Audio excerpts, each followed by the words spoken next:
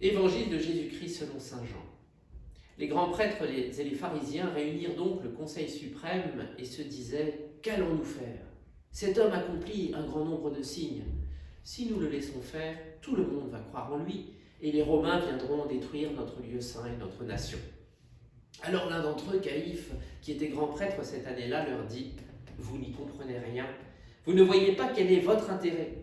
Il vaut mieux qu'un seul homme meure pour tout le peuple et que l'ensemble de la nation ne périsse pas. » Ce qu'il disait là ne venait pas de lui-même, mais étant grand prêtre cette année-là, il prophétisa que Jésus allait mourir pour la nation.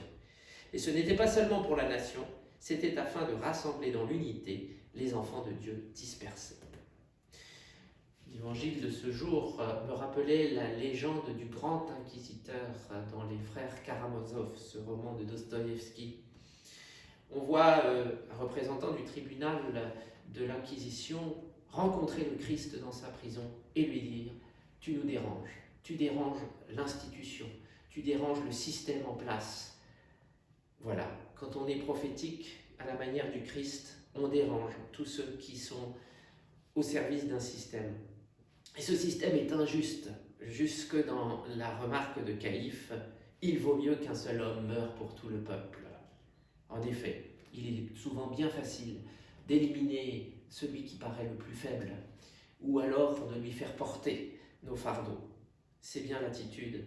Mais pourtant, de cette attitude-là, Dieu peut faire surgir quelque chose qui va sauver effectivement la nation.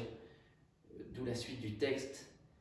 Ce n'était pas seulement pour la nation, c'était afin de rassembler dans l'unité les enfants de Dieu dispersés. Ici, on comprend bien le psaume qui dit « La pierre rejetée par les bâtisseurs est devenue la pierre d'angle. » C'est là l'œuvre du Seigneur, la merveille devant nos yeux. Vous vous rappelez que dans les jours précédents, Jésus a parlé de l'œuvre du Père. Cette œuvre, c'est de retourner l'injustice pour faire que les hommes soient sauvés. Effectivement, si nous appuyons sur la pierre qu'est le Christ, nous entrons dans l'œuvre de vie de Dieu.